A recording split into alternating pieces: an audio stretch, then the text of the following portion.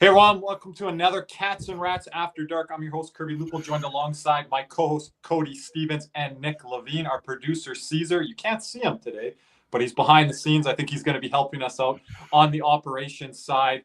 We do have a guest to get to, but gentlemen, before we do that, anything to comment on this big Panthers win Saturday night here against the Dallas Stars? Well, we needed it badly. We needed 2 points some way, somehow.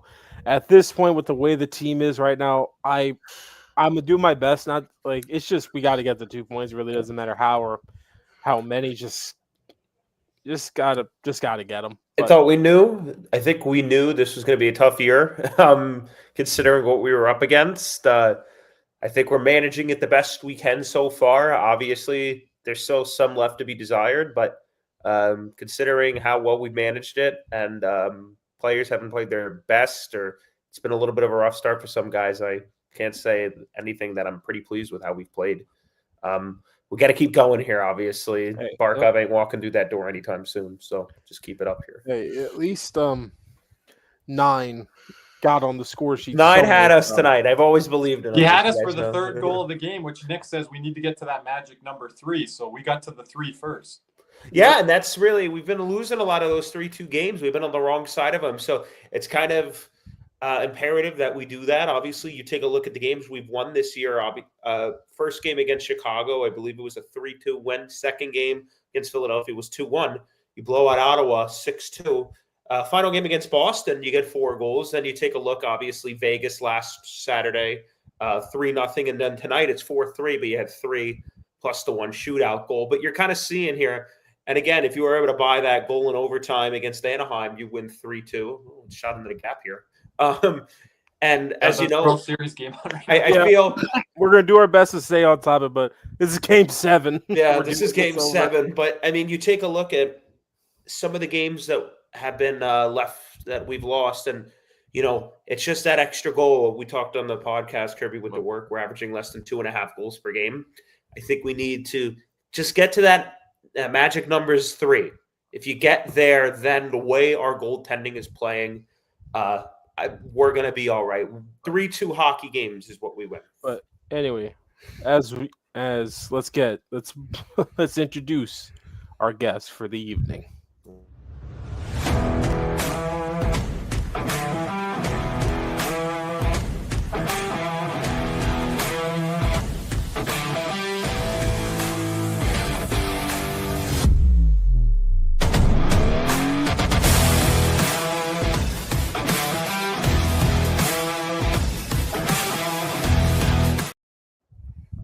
Welcome. Why is it on me? Behringer, I don't know why it's on you. What the heck? Which one of you morons misclicked? Not me. Not me. I wasn't even touching the thing. Is it Caesar behind the scenes? I'm not Jim Behringer, by the way. Yeah, he is. No, but I am. He is. But first off, Whatever way I'm pointing. Jim at Nick. Make some jokes. I gotta post this comment right here. Jose, the goal knows, baby. Yes, sir. No, we are going to stay on topic because I have all of our topics set up here. It's a comment in the chat. I'm posting. I know, but we're going to start Florida Panthers centric here, aren't we, Jim? Yes, Are we? we are. I think we are. Yeah. Yeah, I think we need to, right? I mean, Yes. I think we have to. We've been talking about it all week. You know, you guys had a great guest on talking about it. I think we need to stay there because I think the Florida Panthers will be making a move when? Who knows? Any day now? Could be any day now. I'm gonna push I'm gonna pull a Magic Johnson. They'll make a trade at some point. Yep. You know, they'll make a trade at some point, and they'll look for a left shot defenseman. And obviously, Jamie Alexiak, Mario Ferraro, circle those 2 names because I think those are the 2 guys that they're really looking at. Especially Alexiak for what he's done in the playoffs, especially if you look at his time in Dallas, what he brings to Seattle. UFA at the end of the year, it just makes sense considering they don't really probably want to bring in guys with term unless you're going a little younger that want to fit into this team. Yeah. And what do you guys think with the Sabrango coming into the lineup? Well, I actually looked at the box score quickly before we came on. He played 15:56 of ice time, so kind of a little bit more than what Balinskis had been playing. You know, we had talked about that number 6 defensive position. I think one of the main takeaways tonight are obviously it's his first game, so you can't judge too much off of that, right? But was very solid. I really didn't even notice him, which is a positive for a depth defenseman like that. That's what you want. That's what you want. You don't want to notice the guy unless he's doing something really good. But if he's really bad, that's when and you're talking about him every other shift. That's no good. And Jim, just to take a look at what Uvis Balinskis was playing over the last couple games, 12-17, 13-28, 14-27, 11-58. He had, and then against Buffalo, we were down 3-0 in the second period, 18-53. But before that, against New Jersey, 9-35. So, I mean, averaging around 13 and a half minutes a night there, and that's obviously not good enough. What you want to see from a depth defenseman is around 15, 16 minutes, which what he was able to provide. And, I was pretty happy with him tonight, but I don't know if that's the long-term solution. Listen, he's good enough to get you around for right now. You see, look, give the kid a little bit of run, see what he's got or whatever. But if you heard Paul Maurice say he'd be available for this weekend, you knew he was going to be in the game. Yeah, I mean, they're going to try him. And Cody, I think, and people could disagree with this, I think he kind of this is guy obviously with some value. I mean, he was traded to Ottawa in the DeBrincat deal, so obviously has some value. He's only 23 years old. I liked how he played against us a couple of weeks back, the first week of the season when he was on Ottawa. I think it's a guy that's in a battle with Balinskis for that number 7 defense spot right now. I mean, he looked good. He looked good. Sorry, Kirby. I just want to say I did look at some of the game, watch the condensed little version of it, and I just focused in on him a little bit, and I liked what he bring. Again, we talked about this last week when I was on. We've talked about through the spaces as well. You got to find a mesh with your bottom 6 defensemen when a guy goes out of the lineup, and you have to see what you have internally or externally in this matter, because you have to find help and you have to have the depth and you have to develop players and you have to give them trust. And if you trust them and they trust you, maybe Sabringo could be an answer. Again, it's one game. You don't want to overreact to just one game. You want to give it a couple of more games. Maybe give him, if he plays 10 games and he looks good in 10 games, maybe you have something there. Yeah, I think you got to give him that bigger sample size on the positive side and on the negative side. Now, Cody, I was the one that mentioned on that Jameson Olive tweet when he was talking to Paul Maurice about Sabrango coming to lineup, and it wasn't going to be for Petrie, it was going to be for Uvis Balinskis, and some people were upset with that. They're like, why wouldn't Petrie come to lineup? That's not how the team operates, number one. And number two, you got to look at that left and right side shot. We don't have a guy like Kulikov who can play both sides. And I thought Petrie was really solid tonight, Kirby. I mean, you mentioned that. I think it was a lot closer to what it looked like when Kulikov was in the lineup. Yeah, and you know what's funny is I see a couple Panther fans like, well, Petrie looked good with Kulikov, but I don't like him with Balinskis. Huh. There's a reason for this. Yes, exactly. There's a reason for this. Again, again, Kirby loves this when I say this, and this is kind of my go-to phrase. Are you guys watching? Do you guys watch? Like, do you guys watch? Like, there's like this covers. Yeah, you guys want to win? But my favorite is, do you guys watch? Like, do you watch? Like, and it applies. Well, they forget what they saw at the beginning of the year, and that bottom pairing was not a disaster. Because Jim, let's take a trip down memory lane, because we didn't quite know you last year at the start of the year, maybe around the deadline. That's when we got to know you a little bit better. But Nate Schmidt at the start of last year was a train wreck. He wasn't even the lineup opening night. I mean, he was the worst defenseman in the Panthers preseason, and it wasn't even close. And half of the fan base wanted him cut. And he started off the year. He had a rough start to the year. You want to know who his partner was? Balinskis. There you go. Done. There it is. As Kirby likes to call him, Mr. Popcorn Boy, Adam Boqvist was also on that pair. Adam Boqvist, that's right. But I wanted to mention Mario Ferraro's name. That's the name I mentioned on the podcast. I think he'd be a good fit, and I think that would be a good partner with Jeff Petrie. Yeah, and then Kulikov. But I don't know. Ferraro to me is like a higher price tag, because I truly think he can get a first-round pick at the deadline this year. You think he's higher than Alexiak? Because me and Nick were talking. I think he is. I think you can get Alexiak potentially for a second or a third, and I think Ferraro's definitely getting it first. Yeah, because Alexiak, the Kraken have wanted to get rid of Alexiak now for about a year. like this is nothing new or whatever. Alexiak has been like kind of like on the way out of Seattle ever since last year. Who was the defenseman they moved last year to make room for Mahura? Because I know Mahura was their 7th to start last year. Didn't they move a defenseman early on last year? They did, I they believe.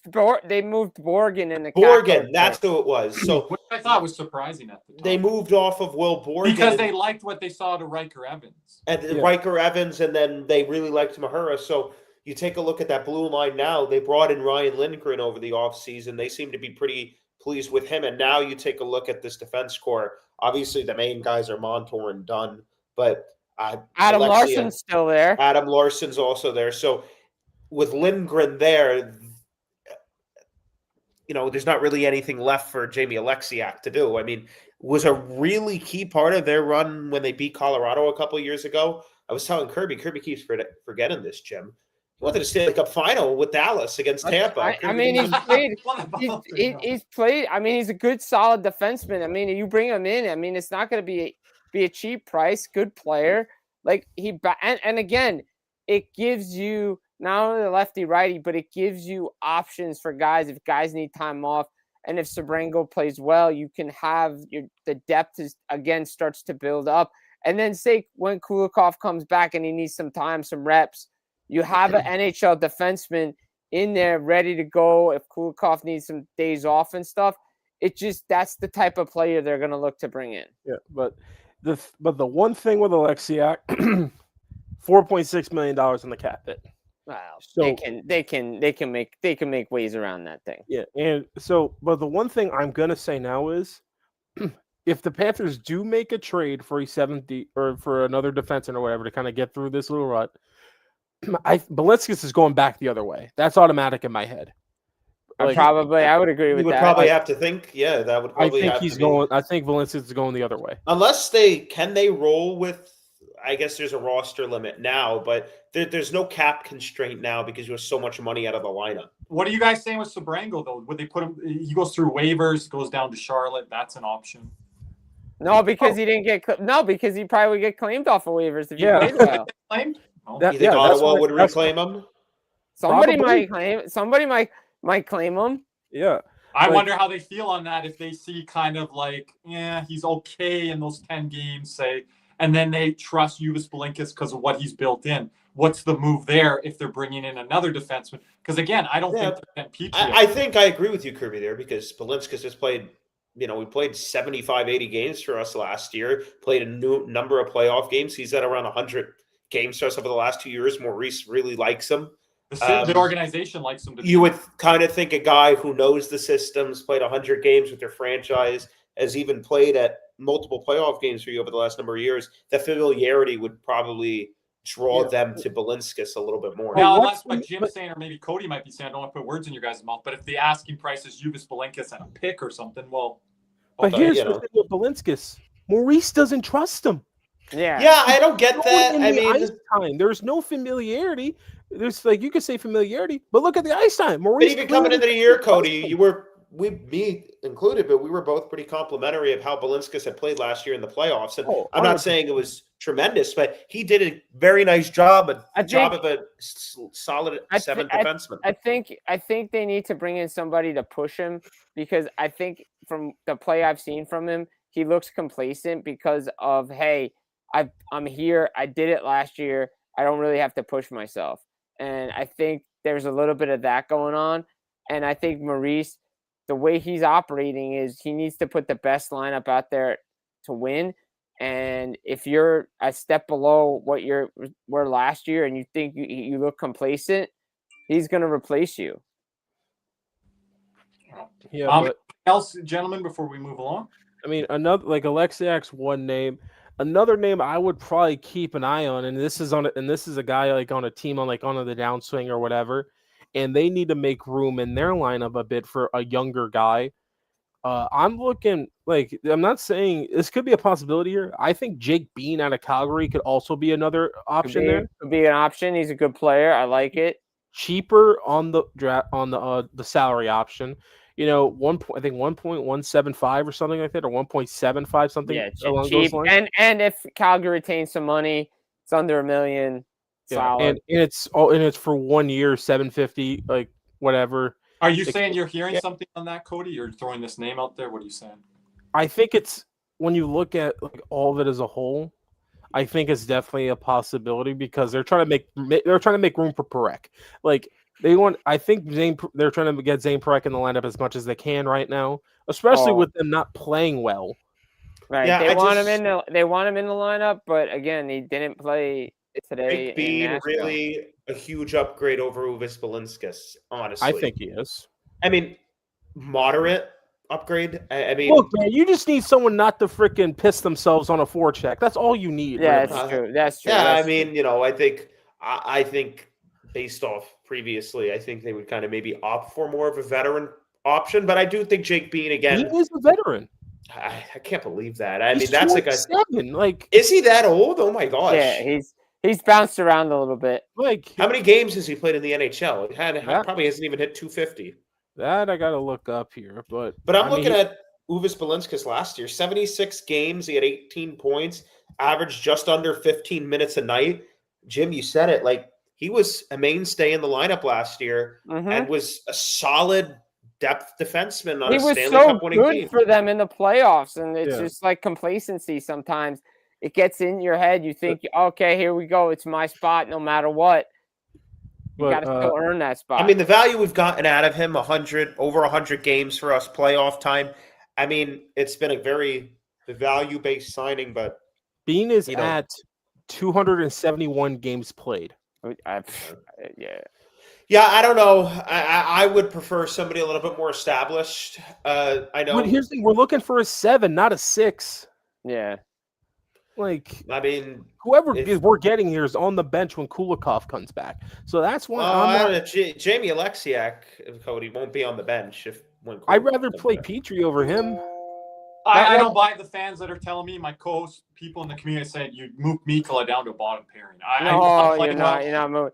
Well, that's why you almost look. That's why you go around and I know we have other stuff to talk about, but that's why you go around and you look at like Detroit's got guys like Gustafsson and guys like that. I know people are not high on him, but guys that can be a 7th guy can sit.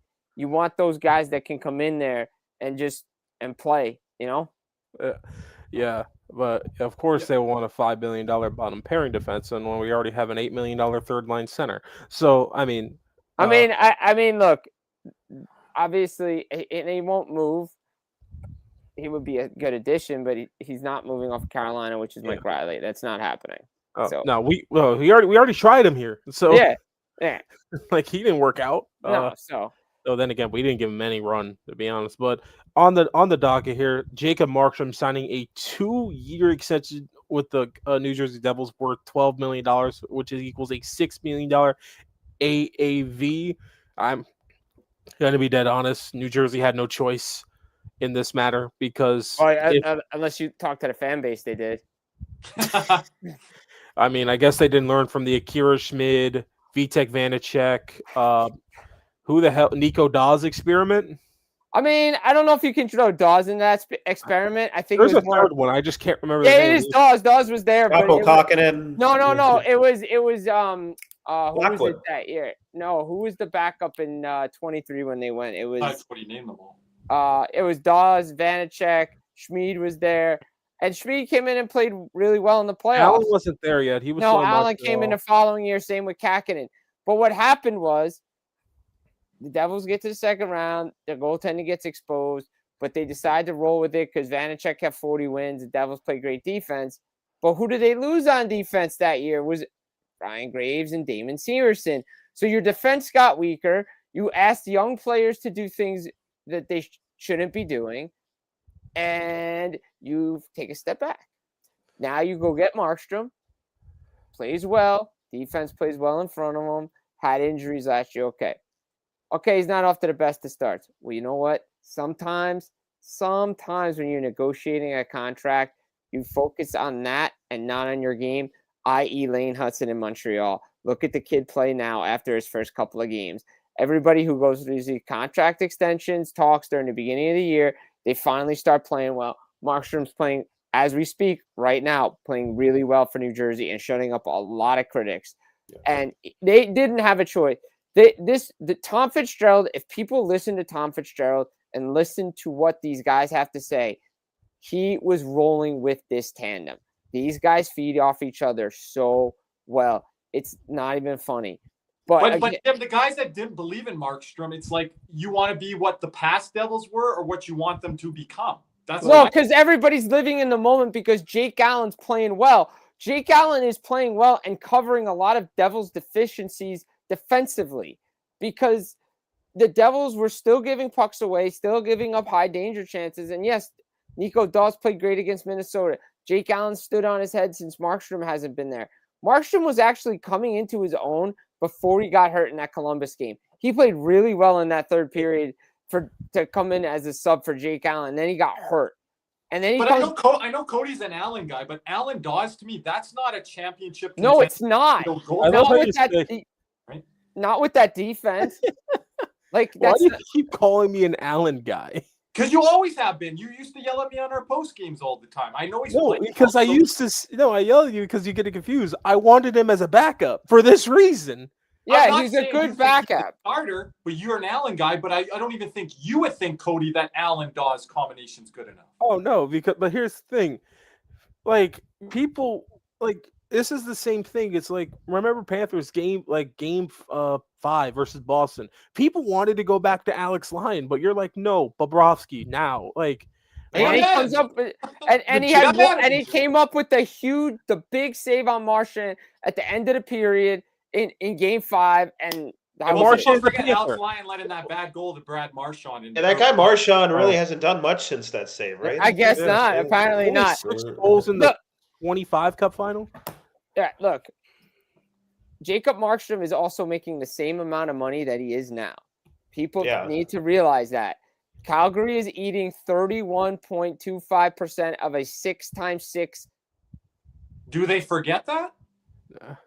Yeah, I mean, I'm not really sure where the problem is. Worst case scenario. There is no problem because it's a 2-year deal at $6 million. The Devils. If it doesn't work out, it's not impossible to move. No, but also the Devils are, and I've told this to Kirby, and I've said this to a lot of people.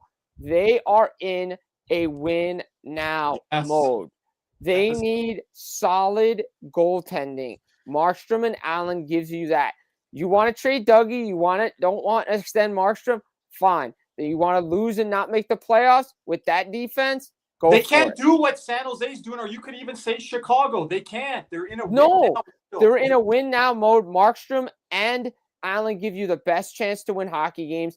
It also helps, and Panthers fans will know this, and a lot of teams know this. When you play good defensively in front of your goaltender, it helps your goaltender. And especially if you play well in front of a good goaltender. Right. Like it's because here's the thing, because this is why it's so big, because it's a mental mountain. Right. Because not only are you thinking, oh, how the hell are we going to get through this defense? But then you're thinking, well, shit, we got to get through this defense and then we got to beat him. And it's like, and that's exactly what the Panthers have done with Bob ever since Bob is like, revived himself ever since the 21-22 year. Yeah. And it's the same thing. And listen, goaltending like juice runs out. Look at Andrew Hammond, ran out in the playoffs. Keith Kincaid, a name that you guys know very well, ran out in the playoffs. Like, I still think like in the first game against Tampa, he played really well. One mistake by Pat Maroon in the middle of the ice just hurt the Devils. I still hate that year because we should have been in instead of you guys. We would have gave Tampa a lot more fits. But look, I agree with you, Cody, because Markstrom can make. You can't ask your goaltender to make saves 4 and 5 and 6. He can make 1, 2, 3, but the defense better be there for 4, 5, and 6. And he was against Carolina. And he was against Carolina. I mean, they left him out. They left him out there. Look, but they guys were hurt to hell. I think one of the things is you guys could do there. When you look at it's just a stability. He's a solid veteran at the very worst, and I mean his ceiling, if he can find it, which you see veteran goalies kind of go in and out of that sometimes. But you take a look what he did the first round against Carolina, where New Jersey, Jim, You know just this. got their The roster, they just had no chance. I mean, But even if everybody's healthy, I still think Carolina wipes the floor with them. yeah, I think there's a lot of other. Carolina matched up really well in that match. Yeah. Yeah, I just think you're getting stability in net, and I think, I mean, good goaltending, solid goaltending is hard to find in the league in this league And the Devils were trying to find it for how many years? for a long time, and I don't think you give Ever since you Brodeur should give up retired. that easily. Yeah, well, I mean, they wasted Corey Schneider's best years. Yeah. They wasted those years to a T. Look, I agree with everybody, what everybody's saying. Markstrom, Allen is solid. You can't refine, and then you build depth and you wait for your young guys to come and do what Montreal's doing, waiting for Fowler, letting guys develop. They have that Igor kid down in that MPU. Let him develop, because if you rush a young goaltender, what we're seeing in Buffalo, sometimes it backfires. Matter of fact, I think there was a rumor out that he requested out. So that's going to be interesting to hear now with that. And for those who don't know, we're talking, it's Devin Levi, former Panthers draft pick. You guys know him well. That's how we got Sam Reinhart. But We have a chance to do the funniest thing in the fucking world. imagine him as a 3 goalie, Kirby. Would you like that? We have a chance to get through the funniest thing in the fucking world if we get that guy back. But Marty Necas, aka the light switch, in my opinion, I would not have given him that contract. But hey, the Avs have no choice. They have inked Martin Necas to an 8-year, $11.5 AAV contract. And next one, and the last it's 11.5. I thought it was 10. 11.5. Oh, wow. So $92 million man, who, by the way, scored 41 seconds into the game on Friday and 30 seconds into the game today. Today it looked like a power play goal, but that's because of the brilliance of Cale Makar. But that guy is a generational defenseman. I mean, he's. I was like, are they on a power play to start this game? Nope. He's probably one of the best leading defensemen of all time. Ever. But that's what makes Marty Necas look good when you're playing with McKinnon and Makar out there. So some of these numbers can get a little inflated. But the back end argument on that is he had 55 points in Carolina before the trade. But I have 2 words for you, Jim. Contract year. No, he had just signed. Oh, that's true. That bridge deal with Carolina and came out and wanted to prove to Rod Brindamore and to Eric Tulsky that he was worth more money and he could play a top 6 role. Now, again, go ahead. When you take a look at Carolina, like a lot of complaints about them being able to have high levels of scoring. Take a look. Marty Necas has probably done it best in that Rod Brindamore system out of anybody there. Take a look. Sebastian Aho, Andrei Svechnikov. Now you have Logan Stankoven. I thought Svechnikov did good till the injury. Yeah. Even Mikko Rantanen for the very brief stint he was there. Nobody has scored at the clip that Marty Necas has in a very difficult system. Now you could talk about the playoffs and how the scoring dries up. But when you have Nathan McKinnon and Cale Makar and Valeri Nichushkin, you have Gabe Landeskog further down your lineup. You have the depth now to kind of supplement that. Look, Marty Necas, he isn't Mikko Rantanen, clearly. No. But a lot of people forget he wanted $14 million. Mikko Rantanen, he was holding up a trade to the Stars because he wanted to get more money. And he's like, you know what? I'll just take the $12 million. I want to get out of Carolina. That was the holdup. Remember, Elliot Friedman had reported the night before he's going to Dallas. There was that holdup on trade deadline day. Well, there's some contract discussions. It was the contract because the package was already confirmed. Like it was like the 2 firsts and Stankoven. Yeah, but also it was Jim Nill putting his foot down, saying you're signing an 8-year extension or we're not trading for you. Yeah, Jim, do you think it's going to be a mistake for Carolina like it was for Jay Gensel and obviously Mikko Rantanen? He didn't fit there, but is it going to be a big, colossal mistake that they moved him out as well? Well, I think it was a mistake that they didn't trust Marty Necas and got it into he threw shade on it a little bit during his press conference the other day. He didn't come out and say it was contentious, but he just wanted a hug, and he's glad that he's in a place where people trust him. And I think that's shade at Carolina. And I've said this with other people shameless plug, who've been on my podcast. Kirby, you've been there. I want to get the other guys on as well.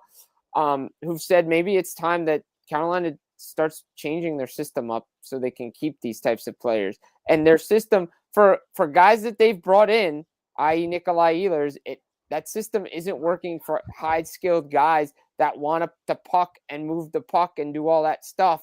It just doesn't fit certain guys. And shame on Eric Tulsky and the Carolina Hurricanes for quote-unquote saying that they had been working on that deal in the summer. If that's very accurate and that's what you're telling everybody, shame on you for not knowing Mikko Rantanen wasn't a fit for your system. That's the dumbest thing in the world. And like, it was like, I don't care they got Stan Coven out of it, but they probably have the worst player in the whole deal, the whole stratosphere of the deal. They got the worst player. I don't care if they got the 2 first or whatever. They can blow it at the deadline, whatever the case may be. But they got the worst player. I mean, I like Stan Coven. I like him. But is he better than Rantanen or Natchez? No. I would say hell to the no. He's not. No, he's not. It's not even close. But he fits this system because he's actually been playing pretty well for the Hurricanes this year. He fits it perfectly. But the thing is, like, is it going to prevent them from running into the same problem they've been running into the last number of years? The answer is no. I mean, what do you think Stan Coven's ceiling is point-wise? 55, 60 points? Around there. That? I mean, around there. I mean, he's a playmaker. He's not going to score a ton of goals. His ceiling to me is Brendan Gallagher. Yeah, 30, I mean, 30. Look, I don't know if they should change the system because I'm very high on Rod Brindamore. When Rod Brindamore got there, the change was immediate. I mean, you take a look at some of these rosters, and I'm not trying to, say you're completely off base, Jim. I do think there is something there. But you take a look, if there's another coach in Carolina with some of the rosters they've had, you're making a case they're fighting for a wild card spot. No, I agree with that to a point, but I'm saying if you want high-skilled players to come there and play, at some point you're going to have to adapt to the high-skilled players and not ask them to do all this, dumping, possession. Yeah. At some point, high-skilled players want to make plays with the puck. Carolina's system doesn't allow them to do it. Marty Natchez is in a system that allows him for his skill to show off. Look, they didn't want to go through the Rantanen situation again. They knew once the Cooley contract was signed, once Kyle Connor got paid, that was the number. They couldn't. That's where they had to go. They know what's next with Cale Makar. They know it's coming. They know, and again, we'll see what Cale Makar does. Everybody says, like we heard with Connor McDavid, he can take all his money. I believe he's going to take a little bit of a haircut to allow the Avs to remain competitive in this window. Yeah, for me, the number for Makar, I think, is 14, 13. I think so. I think so, too. I think that's the number. I think around 13, this number just came to me. I'm not even 13.6, as I actually think. He'll go a million. So go a million more than McKinnon, and that's 13.6 is what I think. But on the Adrian Kempe front, this guy could get 13 if Natchez. They gotta get him. They gotta get him signed right now. I was talking to some people in LA. They're not worried. I don't think. No, I mean, look. Are they? If you talk to some of the people, they need to get Kempe signed.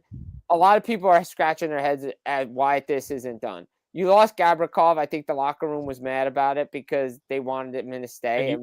And no one knows why it wasn't done because of the contract that he signed in New York. You could have easily signed that in LA. Kempe needs to get what Natchez got. I personally think the way Mass works, I think he'll fall somewhere between Kyle Connor and Marty Natchez. Yeah, honestly, I could see him being above those two guys. Because when I watched LA in the playoffs, he jumps off the damn screen. He's their best player. He jumps off the screen. He had what? Other guys, not so much. He had what? 6 goals, 10 points in that series. It was this. Oh yeah. Look, he wants to stay. They want him to stay. They're trying to work this thing out. They have to. Doughty's getting older. Kopitar's gone after this year. Kopitar's gone. You cannot lose. You cannot lose Kempe because the Devils are playing the Kings right now. 2-0 last time I saw. Right.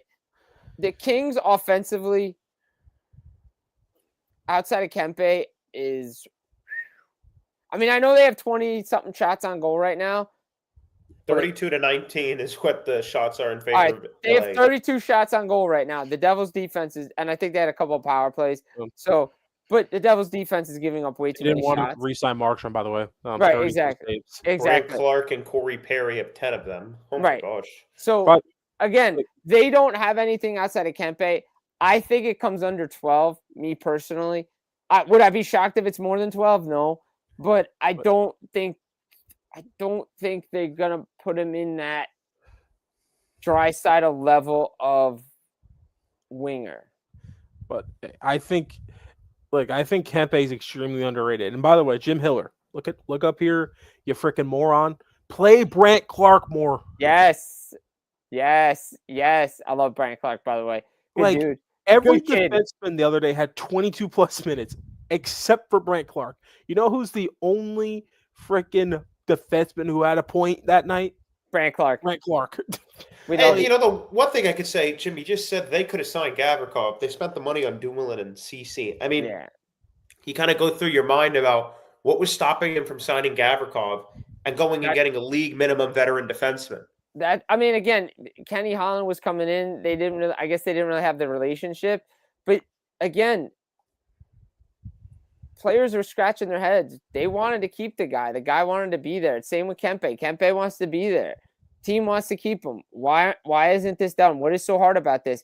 New Jersey, Markstrom wants to be there. By the way, this is my whole point again.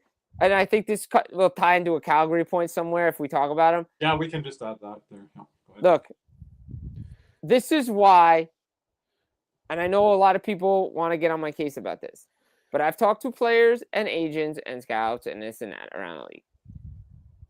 When a player waives his no trade clause or wants to go to a place and signs there or gets traded there, whatever, and then the team moves him out, that gets spread around the league.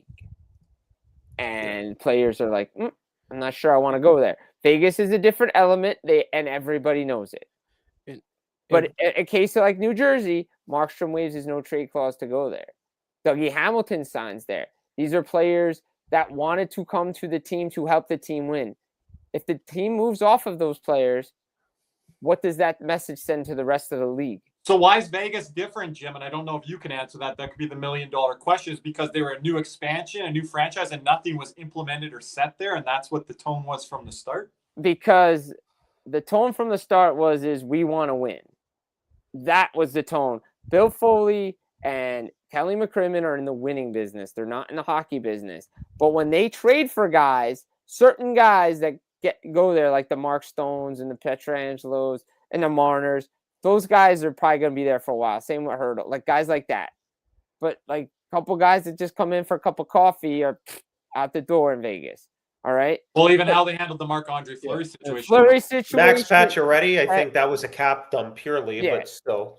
Cap dump. They regret that trade mightily because of who they gave up. Right. And I think if they could go back on it, I think they would try to re-sign Jonathan Marchessault if they could. Like, I think legitimately, if you ask them, I think they just didn't want to give him the extra year. I think that's the first time their fan base and their media was heartbroken. Yeah, that was like terrible. Yeah. And for Panther fans, this is why Bill Zito's so highly touted around the league. Because I can give you guys an example. 21-22 President's Trophy year, we had no room for Frank Vetrano in the lineup. Nope. He's a top 9 guy playing a 4th line role. But instead of sending him to hell in Siberia somewhere, they send him to New York, a chance to win in a contract year, whatever the case may be. They went to the conference finals. They actually got further than us. Well, they deserve to be there further than us. I mean, that's another story. Yeah. But it's that token. Like, Zito likes to treat his players with respect around the league because that goes around the league. Right, exactly. It's just. And by the way, Vladislav Gavrikov scored his first goal with the New York Rangers tonight. Just want to point that out. Why do you want to point that out? Because we were talking about him earlier. So against Kirby Seattle Kraken too. Look, I just think that's why this whole Kadri thing in Calgary, he wants to be there, and until he tells the team he doesn't want to be there, He's not going anywhere right now. Like, and I saw the thing you sent in the group chat from Eric McLemore. Like, somebody asked me about that over the summer about Kadri. I said, yeah, he's a great fit in Montreal, but what are you giving up to get him? You're giving up your future, and they don't want to take a step back. They're driving hard to be a consistent playoff team.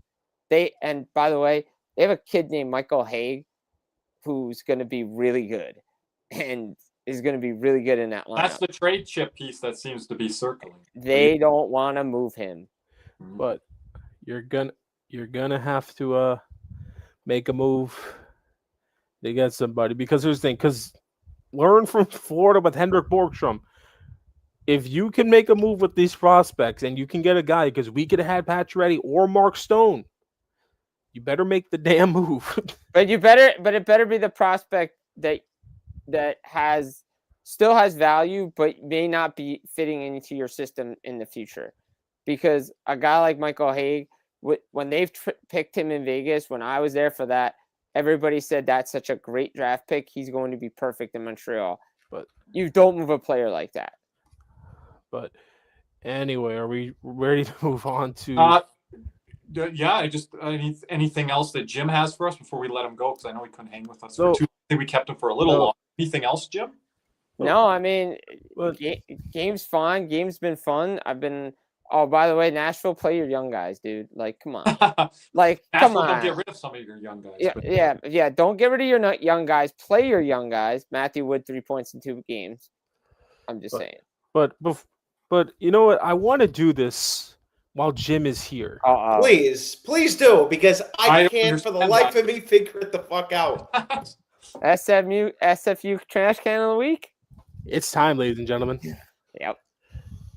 Any guesses before we continue? No, I had enough last night. I couldn't fucking figure it out. Hold on, I got the thing here. Cody, we got to make a thing for it. You got to talk. It's look, we'll figure it out. Just been working, so. Okay, anyways. But Evan Bouchard. Kirby, any? I'm fucking waiting. I don't know. I said Ryan thought it was hilarious, so I don't really. Earlier in the week, But remember, I lied to Nick about one of the questions he asked. It's not even a fucking hockey player, is it? It is a hockey player, but he's not active anymore. The FSU Trash Can Player of the Week is Mr. Ryan Kessler. Oh yeah. I wasn't thinking. And for what reason? May ask. I kind of know the reasons. Kessler. Let's not get arrested, buddy. We got to keep things under wraps here. And look, I already know you're a piece of trash on the ice, but I guess it's good to know you're a piece of trash off the ice as well. Does this go to your Vancouver Canucks connections? Because I heard things about him before, but I was like, I never liked him as a player. But that was not who I was expecting. That is not at all what I was thinking. I mean, nope. No. Let's just say, I guess I could read it off because it's not controversial. He got charged, but I don't care. According criminal complaint, both counts. Ryan Kessler engaged in sexual contact with a 16-year-old.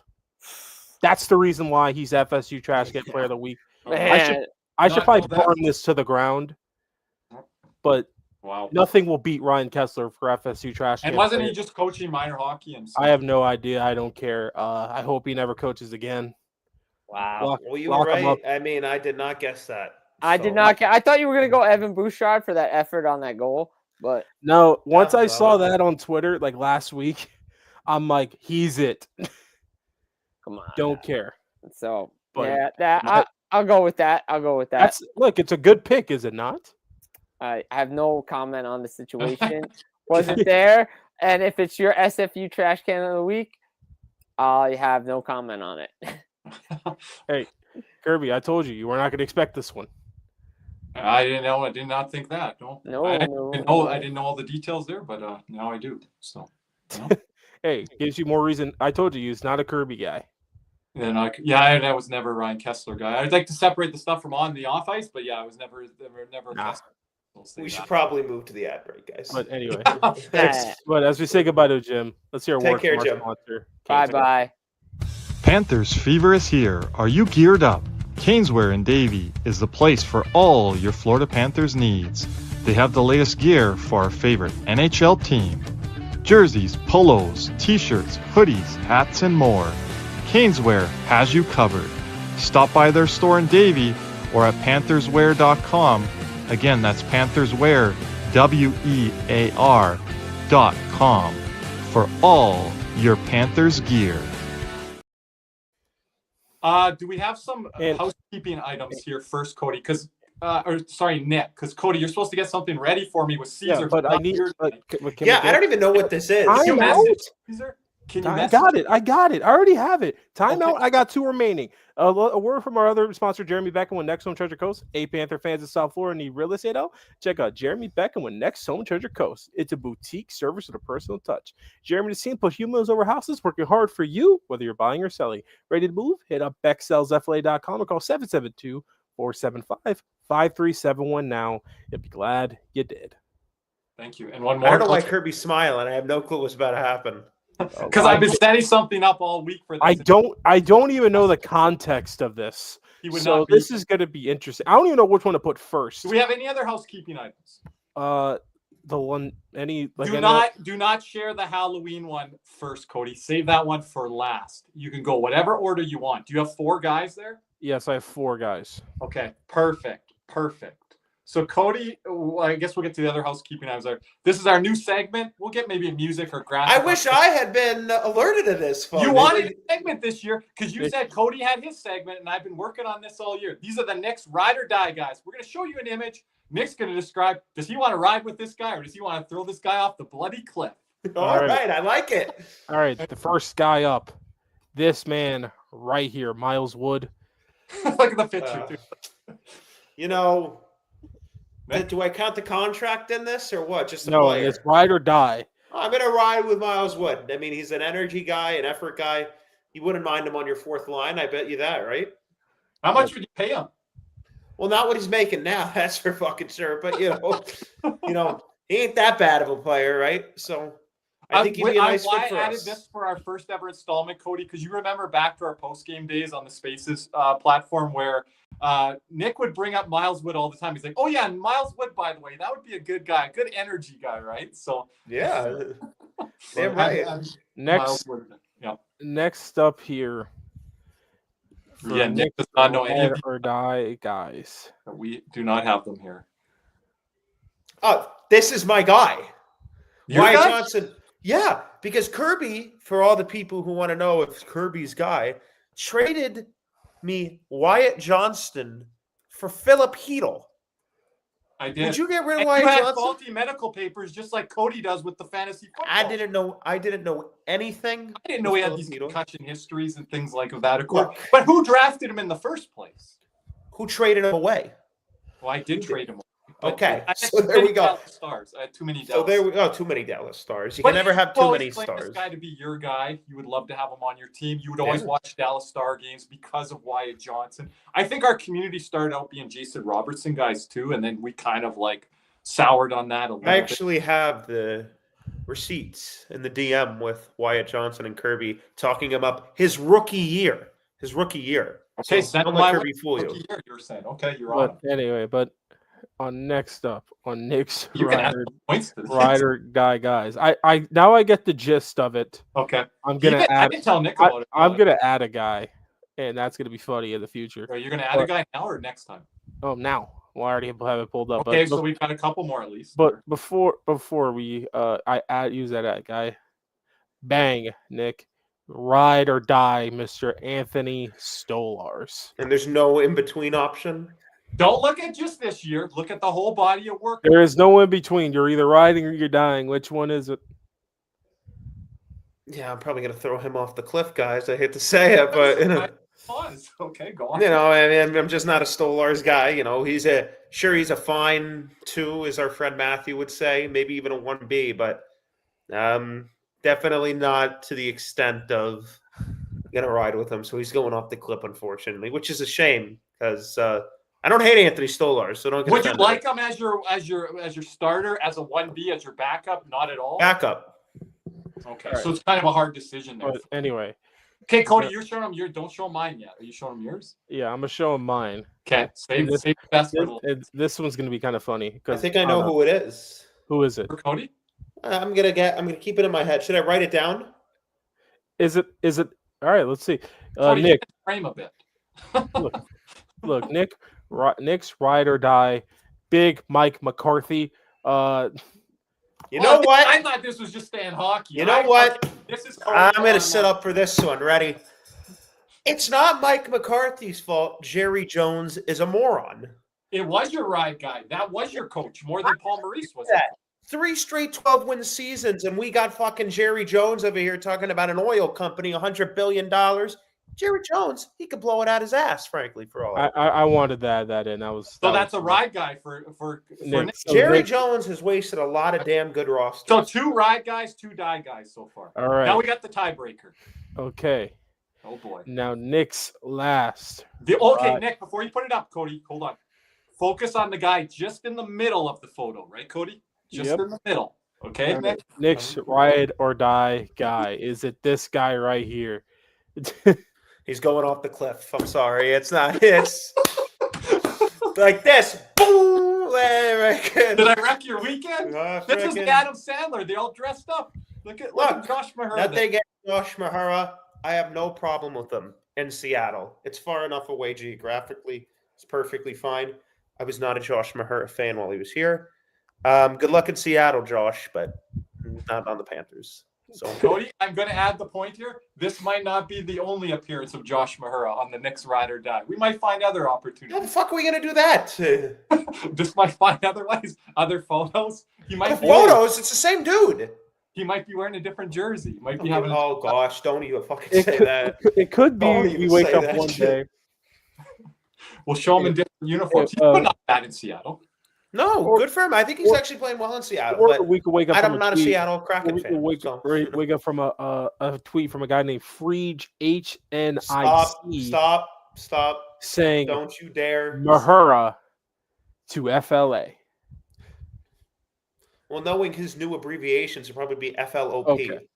So. But now, FLOPA. anything else here, boys? This was the night. I appreciate Cody doing that on the fly for our boy Caesar away this week. Yes. We won't be back next week. Well, I'm going to be doing a post-game show. I'll be there throughout the week. West Coast games, we're going to be on the YouTube channel. Join us late.